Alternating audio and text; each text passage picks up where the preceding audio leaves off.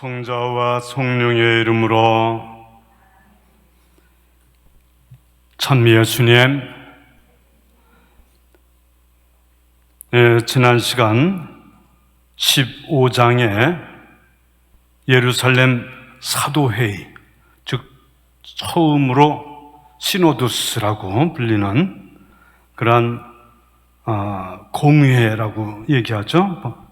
그 공의회가 처음으로 사도들 예루살렘에서 사도회의를 갖게 되는 그 내용 공부를 하고 있습니다.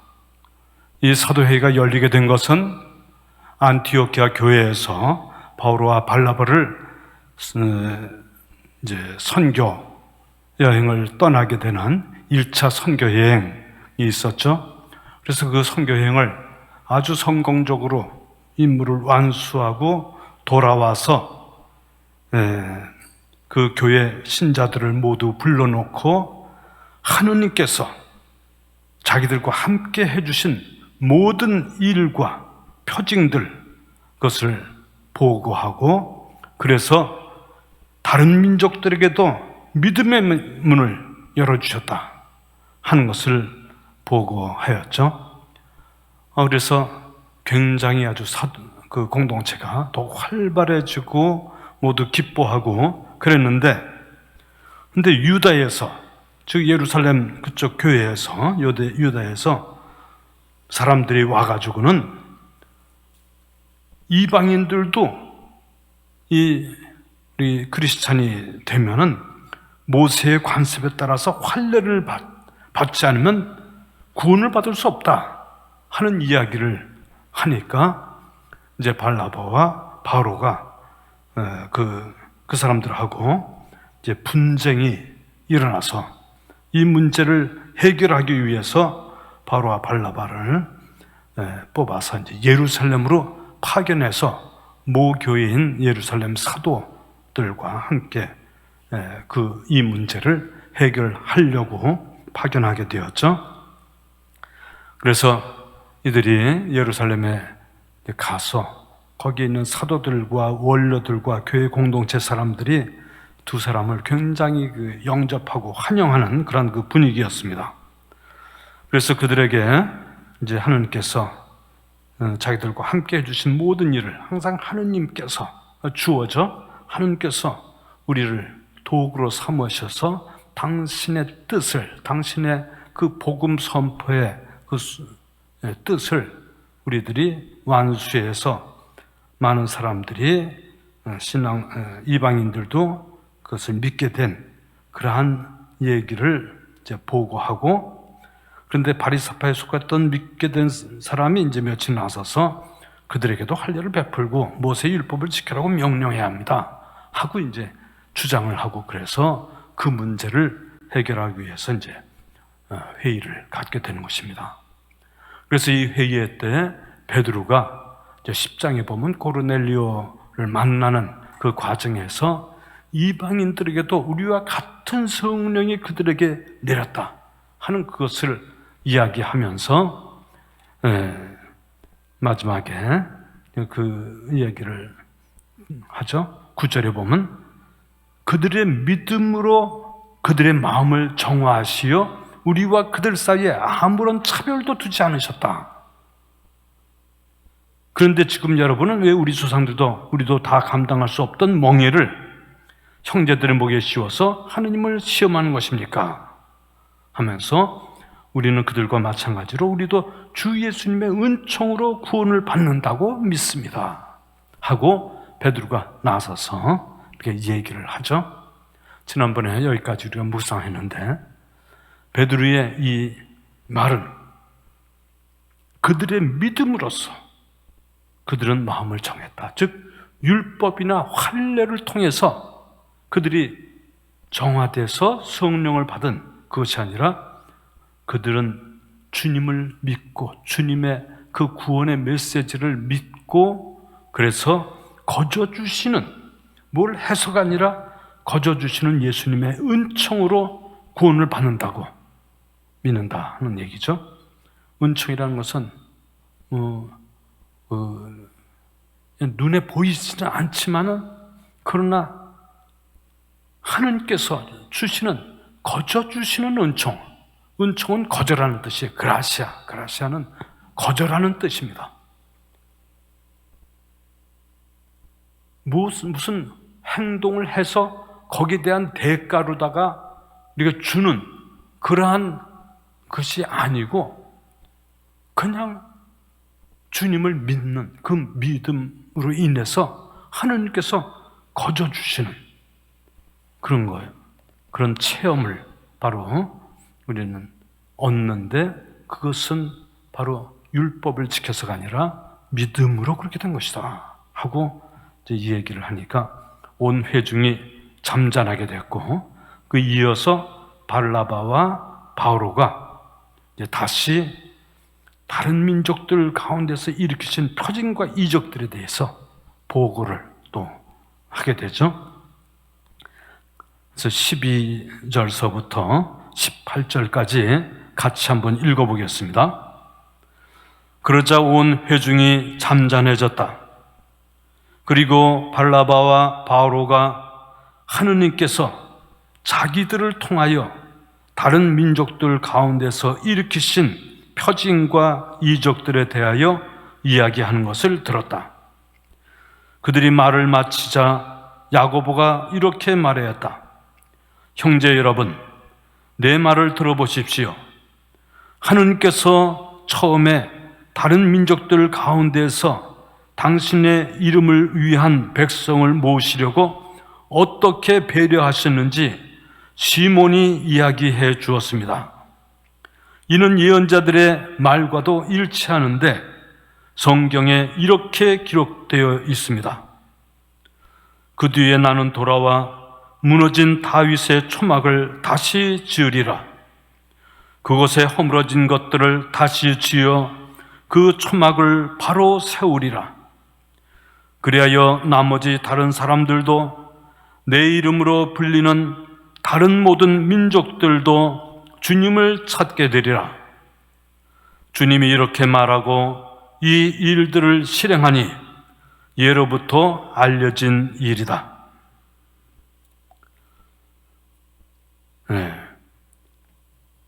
베드로의 이 말을 듣고 온 회중이 잠잠해진 가운데 이 안티오키아 교회에서 제1차 선교 여행을 마치고 돌아왔던 바르나바와 바오로가 이 선교 활동에서 다른 민족들도 주님을 믿고 받아들이는 그러한 일들이 있었음을 보고하고 자기들을 통해서 다른 민족들 가운데서 일으키신 표징, 이적 이런 것에 대해서 이야기하는 것을 듣고 그들이 이제 말을 마치자 야고보가 예루살렘 그 교회 공동체에 말하자면 회장 역할을 하는 그러한 모습을 보이죠.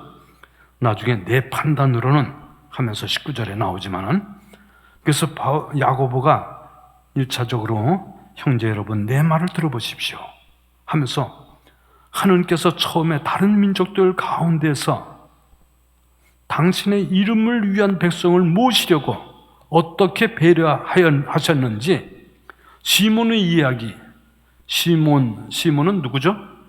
베드로죠. 시몬 베드로 시몬이 이야기해 주었습니다. 그래서 하느님께서 처음에 다른 민족들 가운데서 다 부르는 것이 아니라 그 가운데에서 당신의 이름, 하느님의 이름을 거룩하게 하고 그래서 하느님을 위한 백성을 모으려고 어떻게 베드로를 이제 환시를 보여주고 그리고 고르넬리오를 만나게 되고 그 고르넬리오를 통해서 그 가족들 또 그 부하들 뭐 이런 사람들이 베드로의 말을 듣고 복음 선포의 말을 듣고 성령이 그들 위에 내려오는 것을 보아서 어떠한 표징이 하느님께서 이렇게 일으켜 세워주는지를 여러분들 다 들으셨습니다 하는 이야기죠.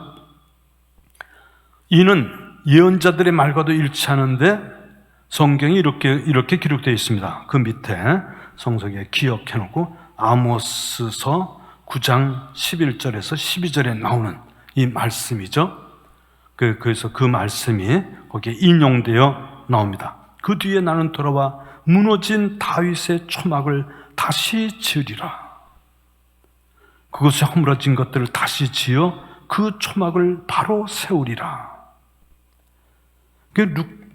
루카 복음사가가 이 사도행전을 썼죠. 그래서 이 사도행전에 루카의 그런 교회관이라 그럴까? 이제 교회를 세우고 그 교회가 어떻게 구성되고 어떤 일들을 하는 것이 바로 교회의 모습인가 하는 것을 보여주는 이러한 내용인데, 그래서 여기에 나온 새로운 백성, 이 새로운 그리스도를 따르는 그러한 하느님의 백성은 어떻게 이루어지나? 첫째로 성령 강림을 통해서 새로운 성령, 새로운 어를 받은 그러한 유대인이 바로 하느님의 백성이다.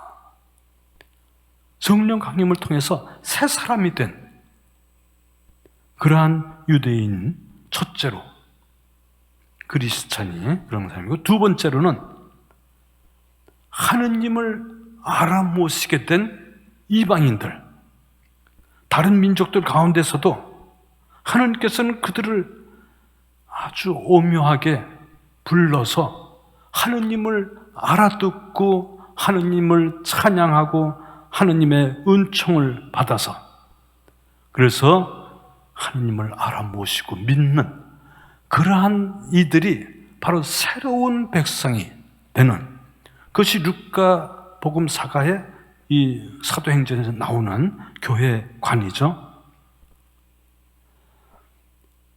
그래서 그 뒤에 나는 돌아와 무너진 다윗의 초막을 다시 지으리라. 이 다윗의 초막, 하느님께서 다윗을 불러서 그에게 이제 성전을 짓는데, 성전을 짓지 않고 그냥 초막이란 말을 썼어요. 다윗의 초막.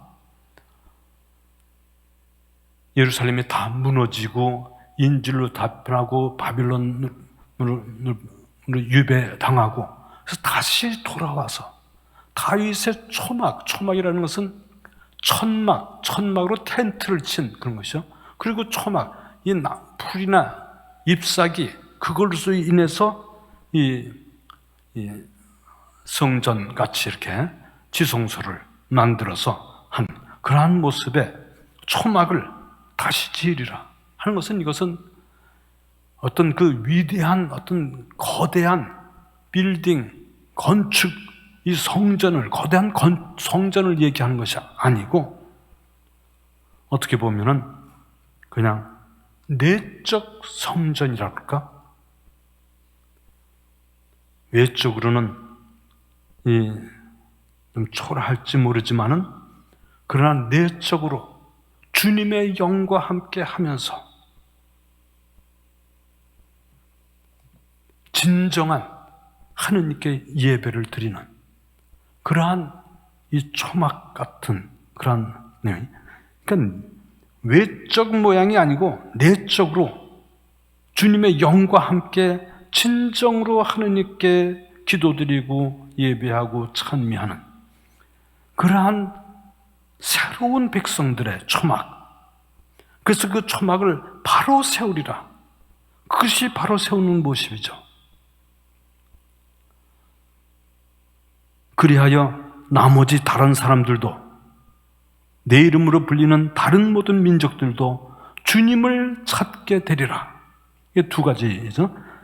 그래, 나머지 다른 사람들도 이제 그 초막 안에 불려진 새로운 모습의 그런 그 성령의 충만한 모습으로서 주님을 찬미하고 예배하는 그러한 사람들, 그리고 내 이름으로 불리는 이방인들, 다른 민족들도 주님 이름을 부르면서 주님을 찾게 되는 그러한 사람들, 그러한 사람들의 모습으로 다윗의 초막을 다시 세우리라. 바로 세우리라 하는 말씀이 이 아모스서 9장 11절 12절에 나오는 말씀이죠. 그래서 그 다음에 나오는 말씀, 주님이 이렇게 말하고 이 일들을 실행하니 예로부터 알려진 일들이다. 그래서 좀 번역을 앞뒤가 조금 이렇게 잘 맞지 않는 부분이 있지만은 예로부터 알려진 일들이다.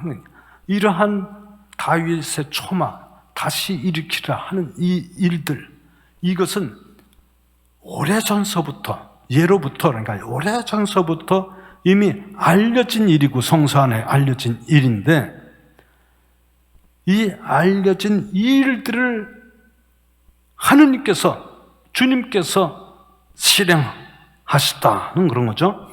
그렇게 이것을 실행하신 주님께서 이렇게 말씀하셨다 하는 것이 바로 여기에 나오는 내용, 그 아모스에 나오는 내용의 마지막 말씀이죠. 그래서 이제 그러므로 19절서부터 21절까지 보면은, 그러므로 내 판단으로는 다른 민족들 가운데서 하느님께 돌아선 이들에게 어려움을 주지 말고 다만 그들에게 편지를 보내어 우상에게 바쳐 더러워진 음식과 불륜과 목졸라 죽인 짐승의 고기와 피를 멀리하라고 해야 합니다. 사실 예로부터 각 고을에는 안식일마다 회당에서 모세 율법을 봉독하며 선포하는 이들이 있었습니다.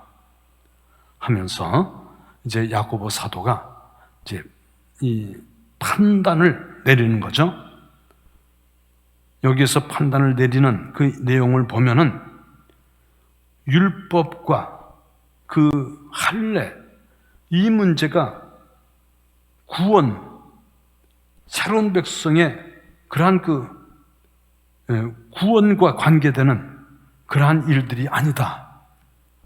그래서 구원에 관한 교리를 지금 이 결정을 내리는 것이 아니고, 그 당시 이것은 혁명적이라고 얘기할 수 있는 거죠. 유대인들은 반드시 할례를 받아야 유대교회 하느님과의 약속의 계약의 표시적인 거지. 그리고 율법을 꼭 지켜야지 되는, 그것이 유대인의 그러한 마땅한 일이죠. 그런데 이 그리스도인, 주님을 따르는 이러한 크리스찬이 이제는 구원은 율법과 할례로, 그것으로 구원이 이루어지는 것이 아니다 하면서, 이것은 사실은 어떤 면에서는 그런 교조적인 그러한 내용을 담은 것이 아니라 실천적 신앙, 실천적 어떤 그 크리스찬 공동체에서 그리스도를 믿는 제자들이 따라야 하는 지침을 지금 얘기하고 있습니다. 이 해결책은 바로 첫 번째, 여기에 얘기하는 첫째, 우상에게 바쳐 더러워진 음식, 그것을 먹지 않도록 하는 것이죠. 두 번째는 불륜과,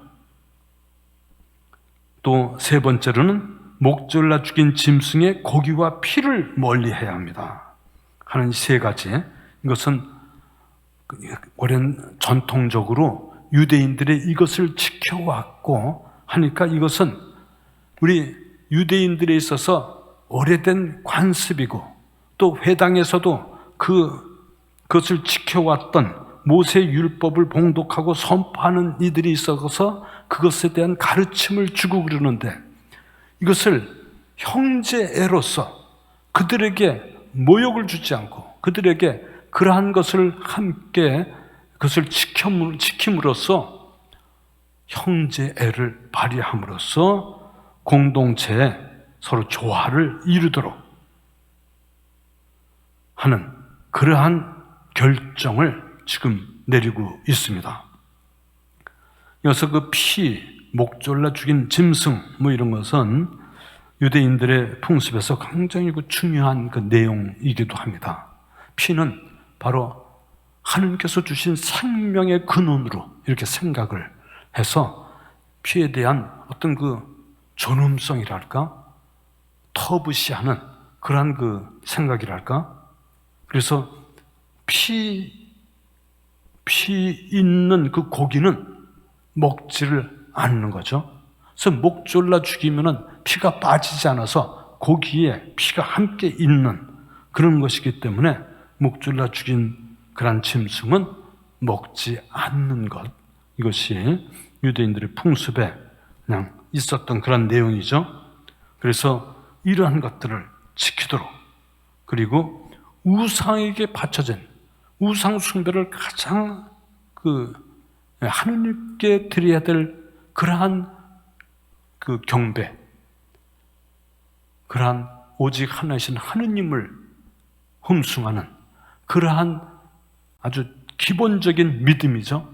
그래서 다른 우상을 숭배하는 것을 굉장히 그것은 잘못된 것으로 이렇게 생각하는 그 율법의 중요한 내용이죠. 오직 하느님, 그 하느님을 공경하도록 하는데 거기에 이게 제물을 바치고 그런 것들을 음식을 또 나누어 먹고 하면은 그것을 믿는 그러한 그 믿음으로서 간주가 되기 때문에 그러한 그 영향을 주기 때문에 그것을 하지 않도록 하고 또 불륜 그것을 얘기하고 이 세 가지를 지키도록 이렇게 선포 그것을 이 판단을 하는 거죠. 야고보의 이 판단이 모든 이에게 잘 받아들였던 거죠. 그래서 사도회의에서는 안티오키아 교회로 편지를 보내게 됩니다. 22절서부터 24절까지 같이 읽겠습니다. 그때 사도들과 원로들은 온 교회와 더불어 자기들 가운데에서 사람들을 뽑아 바오로와 발나바와 함께 안티오키아에 보내기로 결정하였다. 뽑힌 사람들은 형제들 가운데 지도자인 바르사바스라고 하는 유다와 실라스였다. 그들 편에 이러한 편지를 보냈다. 여러분의 형제인 사도들과 원로들이 안티오키아와 시리아와 킬리키아에 있는 다른 민족 출신 형제들에게 인사합니다. 우리 가운데 몇 사람이 우리에게서 지시를 받지도 않고 여러분에게 가서 여러 가지 말로 여러분을 놀라게 하고 정신을 어지럽게 하였다는 말을 들었습니다. 그래서 여기 24절까지 우선 보겠습니다. 그때 이제 사도들과 원로들이 이것을 결정하고 사람을 뽑아서 두 사람을 뽑죠. 그래서 발나바와 바오로와 함께 안티오키아에 이제 파견을 합니다. 그 사람은 유다와 실라스였다. 그죠? 그래서 그들만 파견하는 게 아니라 그들이 가서 이 사도회의에서 결정한 사항을 설명을 해주도록 하는 것뿐만이 아니라 사도회의에서의 그 결정 사항을 편지로 또 써서 문서화해서 그래서 그들 손에 들려서 파견을 하죠. 이게 굉장히 사도회의의 결정 사항이 중요한 사항이기 때문에 그래서 거기에 이 교회의 그 결정에 대한 권위 있는 답변이기 때문에 그래서 편지를 쓰고 또 사람을 보내서 말로다도 설명을 하고 그렇게 하면서 이제 파견을 하게 됩니다. 그래서 23절 그 후반부터는 그 편지 내용이 나오는데 그 23절 그들 편에 이러한 편지를 보냈다. 근데 그 편지 내용이 여러분의 형제인 사도들과 원로들이, 그래서 모두 크리스찬 한 형제다. 사도들도 그렇고 예루살렘에 있는 사도들 또 원로들 이런 사람들이 이 사도회의에서 결정을 해서 안티오키아 또 시리아 킬리키아에 있는 다른 민족 출신 형제들에게 인사합니다. 그래서 그 안티오키아 교회 중심으로 해서 거기 있는 시리아 지방 또 킬리키아 지방 거기에 있는 또 이방인들, 즉 다른 민족이지만은 이 예수님을 주님으로 받아들이고 그 예수님의 말씀을 따라서 하느님을 믿는 그 사람들, 그리고 은총이 가득히 받았던 그런 사람들, 성령에 충만한 체험을 했던 그들에게 이제 편지를 보내면서 처음으로 이제 그들에게 인사를 전하는 말로 시작을 하죠. 그러면은 24절서부터 24절이 아니라 25절서부터 그 다음에 24절에는 그 예루살렘 교회에 있는 그런 사람들이 바리사이파 사람들, 그런 사람들이 신앙을 갖게 되고 예수님을 믿는 제자들이 된 그런 사람들이 안티오키아에 가서 그래서 이 사도들 교회에서 허락을 받고 얘기한 것이 아니라 잘못된 말들을 지시를 받지도 않고 가서 여러분을 놀라게 하고 정신을 어지럽게 하였다는 말을 들었습니다. 이런 얘기를 우리가 들어서 그래서 이제 이런 사도회의를 하고 이제 이 사람들을 파견한다는 그런 그 내용이죠. 그래서 25절서부터 29절까지 같이 읽겠습니다. 그래서 우리는 사도들을 뽑아 우리가 사랑하는 바르나바와 바오로와 함께 여러분에게 보내기로 뜻을 모아 결정하였습니다. 바르나바와 바오로는 우리 주 예수 그리스도의 이름을 위하여 목숨을 내놓은 사람들입니다. 우리는 또 유다와 실라스를 보냅니다. 이들이 이 글의 내용을 말로도 전할 것입니다. 성령과 우리는 다음에 몇 가지 필수 사항 외에는 여러분에게 다른 짐을 지우지 않기로 결정하였습니다. 곧 우상에게 바쳤던 제물과 피와 목 졸라 죽인 짐승의 고기와 불륜을 멀리하라는 것입니다. 여러분이 이것들만 삼가면 올바로 사는 것입니다. 안녕히 계십시오. 이것이 편지 내용입니다. 그래서 우리는 사람들을 뽑아서 우리가 사랑하는 바르나바, 바오로와 함께 여러분에게 보내기로 뜻을 모아 결정하였습니다. 하면서 이제 바르나바와 바오로에 대해서 또 이렇게 칭찬하고 또 그들 사도직에 대해서 얘기를 해주는 내용이죠. 그 두 분은 우리 주 예수 그리스도의 이름을 위해서 목숨을 내놓은 사람들입니다. 하면서 안티오키아 교회에서 파견돼서 예루살렘 사도회의에서 같이 참가했던 바르나바와 바오로에 대한 이야기를 합니다. 그리고 또한 유다와 실라스를 보냅니다. 그래서 그 교회의 권위를 갖고 그 결정사항을 알려줄, 그리고 편지를 전해주는 실라스와 유다를 이제 보낸다. 이들이 이 글의 내용을 말로도 전할 것입니다. 하면서 얘기하죠. 이어서 이 중요한 대목입니다. 28절. 성령과 우리는 다음에 몇 가지 필수사항 외에는 여러분에게 다른 짐을 지우지 않기로 결정하였습니다. 이게 성령과 우리라고 얘기했어요. 우리는 이렇게 결정했다 하는 것이 아니라 우리가 결정했지만 우리가 성령에 의해서 이렇게 결정된 것이다 하는 것을 드러내는 것이죠. 이것이 굉장히 중요한 얘기죠. 항상 무슨 문제, 교회 안에서 어려운 문제가 생기면 또 교회 안에 아니라 모든 단체, 모든 교회 공동체 안에서 하면 항상 성령께 기도하는 것. 성령의 뜻, 하느님의 뜻이죠. 하느님의 뜻을 알기 위해서는 성령의 인도를 받아야지. 그래야 하느님의 뜻을 알 수 있겠습니다.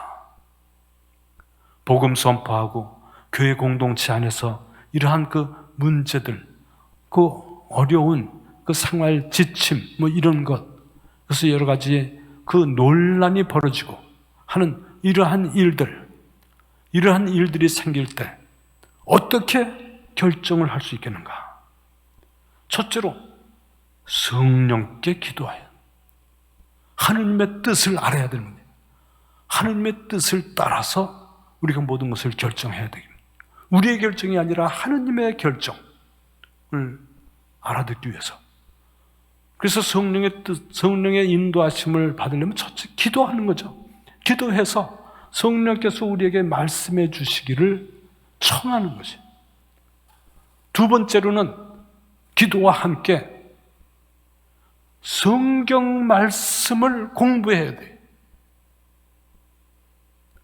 성경은 성령께서 감도하셔서 하느님의 영이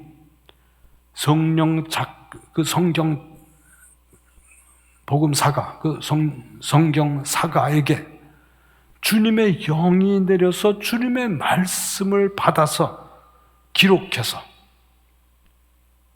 하느님의 뜻을 알려주고 하느님의 사랑을 전해주는 그것이 성경입니다. 그래서 성경 말씀을 읽고 묵상하고 성경 말씀에서 가르치는 그 뜻을 깨닫는 것이죠. 야고보 사도가 이 결정을 하는 데 있어서도 여러 성령의 인도하심으로 그 말씀을 베드로의 이야기, 바나바와 바오로의 이야기를 듣고 모든 이들이 정말 주님께 기도하면서 성령의 인도를 바라는 거죠. 그래서 아모스서에 나오는 그러한 성경 말씀의 그 뜻이 무엇인지를 깨닫게 되는 것이죠. 어떤 문제를 해결하는 데 있어서 성경 말씀이 기준이 되어서 그 뜻을 알아듣고 그것을 전할 수 있도록 되는 거예요. 그래서 성경의 결정이다 하는 것이죠. 성령과 우리는 다음에 몇 가지 필수 사항에는 여러분에게 다른 점을 지우지 않기로 결정했다. 그래서 정말 이것은 성령께서 인도해 주시면은 거긴 성령께서 주시는 참된 자유가 있어요. 율법적인 그러한 자유, 계명을 지켜야만 구원된다는 그러한 것이 아니라 성령이 주시는 참된 자유. 그래서 그 자유를 따라서 성령께서 우리를 인도해 주시는 그러한 모습이죠. 그래서 몇 가지 필수사항, 아까도 얘기했지만은 우상에 바쳤던 제물 먹지 않는 것, 피와 목절라 죽인 짐승의 고기를 먹지 않는 것, 그리고 불륜을 멀리하라는 것. 이 세 가지를 통해서 형제적 사랑, 이 유대교를 믿으면서 율법을 지켜왔던 또 관습, 유대인들의 관습을 따라서 지켜왔던 그러한 이들과 형제적 사랑을 나누고 서로 협조하고 하는 그러한 모습을 보이는 것이죠. 이것만 삼가면, 이것만 지킨다면 이란 뜻이에요. 삼가한다는 것은 지킨다면. 그래서 그것은 다 올바로 크리스찬 공동체 안에서 우리가 정의롭게 올바로 살아가는 것입니다 하면서 편지를 마치고 있죠. 안녕히 계십시오 하면서 편지를 씁니다. 그래서 여기에 따라서 또한 유다와 실라스가 공동체를 모아놓고 이제 격려하는 말이 있죠. 30절서부터 35절까지 함께 읽겠습니다. 사람들이 이렇게 그들을 떠나보내자 그들은 안티오키아로 내려가 공동체를 모아놓고 편지를 전하였다. 공동체는 편지를 읽고 그 격려 말씀에 기뻐하였다. 예언자이기도 한 유다와 실라스는 여러 가지 말로 형제들을 격려하고 힘을 북돋아 주었다. 그들은 거기에서 한동안 지낸 뒤 형제들에게 평화의 인사를 받으며 자기들을 파견한 이들에게로 떠나갔다. 거기 기억이 있습니다. 기억은 34절인데 그 서본에 따라서 또 거기에 34절에 있는 것이 있고 없는 것이 있는데 그 기억 그 밑에 성경 그 페이지 밑에 보면은 기억하고 일부 수사본들에는 그러나 실라스는 그곳에 머물기로 결정하였다. 또 다른 수사본에는 그러나 실라스는 그곳에 머물기로 결정하였다. 그래서 유다만 떠났다. 라는 34절이 있다. 이렇게 되어 있죠. 여기에 그 다음에 실라스와 바오로가 같이 또 2차 선교여행을 떠나는 거 보면은 실라스는 내려갔다 다시 왔는지 그것은 예루살렘 교회에 다시 갔다가 다시 왔는지 모르지만은 아무튼 이 안티오키아에 있으면서 나중에 바오로와 함께 2차 선교 여행을 떠나게 되죠. 30절 사람들이 이렇게 그들을 떠나보내자 이제 유다와 실라스를 이 편지를 갖게 해가지고 이제 안티오키아로 내려가서 공동체를 모아놓고 편지를 전했습니다. 그래서 공동체는 편지를 읽고 이 편지 내용에 그 말씀에 이제는 할례를 받거나 혹은 율법을 꼭 지켜야 될 그런 의무가 없는 그러한 상태에서 크리스찬 공동체에서 신앙을 생활하고 하느님을 찬미하고 그리스도의 그런 그 가르침에 따라서 살아갈 수 있도록 된 것에 대해서 즉 성령께서 주시는 그러한 그 자유로운 은총을 통해서 살아갈 수 있도록 된 것에 굉장히 기뻐하게 되고 그래서 또 이 유다와 실라스가 여러 가지 말로 격려하고 힘을 북돋아 주었다 하는 그 말씀 그대로 엔커레이지가 된 격려하는 그 말에 감사 찬미를 들으면서 모 교회인 예루살렘 교회로부터 인정받고 이제는 그러한 그 율법적인 사고방식에서 벗어나 참된 구원의 길은 성령의 그러한 그 따라서 살아가는 자유로움을 이제 깨닫게 되는 거죠. 여기에 유다와 실라스는 은사, 성령의 은사 중에 무슨 은사를 충만히 받았어요?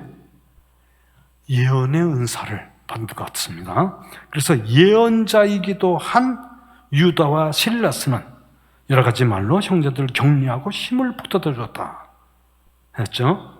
그래서 이 유다와 실라스는 예언자다. 예언자다 하는 것은 하느님의 말씀을 받아가지고 사는 사람이에요. 하느님의 말씀을 받아서 필요한 때에 필요한 사람에게 필요한 곳에 하느님의 말씀을 받아 전하는 그러한 역할을 하는 사람들이 예언자입니다. 예언자가 있는 그러한 공동체는 굉장히 강력한 힘이 있어요. 은총에 충만한 그런 모습이고 어떻게 살아가야 될지를 그때그때 주님께서 알려주시기 때문에 강력한 힘을 지닌 그러한 공동체가 되는 것이죠. 그래서 그 실라스, 유다, 예언자로서 그 안티오키아 교회 공동체에 있는 그 사람들에게 힘을 북돋아주고 격려해주고 그래서 그 공동체가 더욱더 활발하게 해줬다 하는 것이죠. 그들은 거기서 한동안 지난 뒤 얼마 동안 같이 지내면서 그 안티오키아 교회에 더욱더 힘을 북돋아주고 이제 형제들에게 평화 인사를 받으면서 자기들을 파견했던 예루살렘으로 다시 떠나갔다는 내용이 있습니다. 그러나 바울과 발나바, 어떤 때는 발나바를 먼저 쓰기도 하고 어떤 때는 바울을 쓰는데 여기에 그 편지 내용 그 보면 26절에 그 편지 내용에는 예루살렘 교회에서 파견했던 발나바와 바오로 이렇게 얘기를 했는데 이 루카복음사가인 사도행전을 쓴 제1차 선교여행서부터는 바오로를 앞에 내세웠어요. 그래서 그 35절에 보면 그러나 바오로와 발나바는 안티오키아에 머물면서 다른 많은 사람과 함께 주님의 말씀을 가르치고 선포하였다. 여기 보면은 바오로와 발나바 안티오키아에 머물면서 주님의 말씀을 가르치고 선포하고 복음을 계속 전하고 그 지방 시리아 지방, 그 킬리키아 지방, 아주 그 근방의 지방도 같이 이렇게 다니면서 주님 말씀을 전개하고 복음을 선포하고 했겠죠. 그런데 그 두 사람만 한 걸 여기서 보면 다른 많은 사람과 함께 두 전교사 그 사람뿐만이 아니라 형제 자매들 다른 많은 사람 주님을 믿고 주님을 찬미하고 그 안티오키아 교회 공동체에 있는 많은 사람들이 발나바와 바오로와 다 함께 복음을 전하고 복음을 선포하고 주님 말씀을 가르치고 하면서 하는 그런 공동체를 보고 있습니다. 크리스찬 공동체는 이렇게 많은 사람들이 함께 복음을 선포해야 돼. 전교해야지. 그래야 활발한 공동체가 될 수 있는 거죠. 그래서 한 가지 제가 좀 더 말씀드리고 싶은 것이 여기에 있는데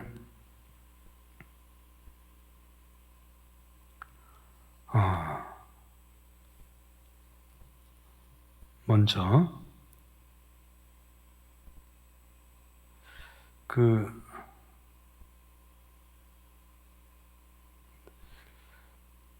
베드로 선교에서도 이렇게 얘기하죠. 하느님께서 그 7절 마지막에 보면은 하느님께서 일찍이 여러분 가운데서 나를 뽑으신 사실을 여러분은 알고 있습니다.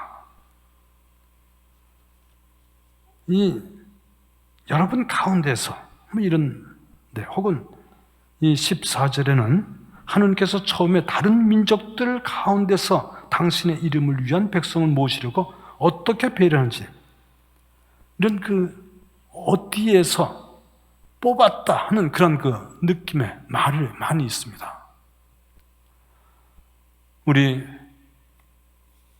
삼성산 성령 봉사회 여러분들 정말 하느님께서 하나님 믿는 사람들 가운데서도 우리를 뽑으셔서 우리를 뽑아서 당신의 도구로 쓰기 위해서 우리를 뽑았어요. 복음을 선포한 주님의 도구가 될 수 있도록 주님께서 원하시는 복음 선포의 그러한 도구로 쓰기 위해서 바르나바와 바오로만 뽑은 것이 아니라 여기 다른 많은 사람 함께 복음 선포를 하였다고 얘기하듯이 우리 한 사람 한 사람도 주님께서 우리를 뽑으셔서 우리를 당신의 도구로 삼으신 그러한 소명감을 우리가 깨달아야 되지 않겠는가? 주님께서 나를 뽑으셔서 당신의 은사로서, 은총으로서 여러 가지로 충만케 해주셔서 그 은사를 통해서 주님의 사랑과 주님의 자비와 주님의 그 진리 이것을 전함으로써 모든 사람들이 하나님의 사랑을 체험해 나갈 수 있도록 그들도 성령에 충만할 수 있도록 우리를 뽑았다는 것. 이것을 우리가 항상 염두에 두고 스스로 주님의 사랑의 도구로서 살아가야 되지 않겠는가 하는 생각을 갖습니다. 다음 36절서부터 40절은 41절까지 바오로가 두 번째 선교 여행을 떠났는데 바르나바와 바오로가 싸웁니다. 왜 싸우는지 한번 읽어보시고 이 싸우는 내용에 대해서는 또 나중에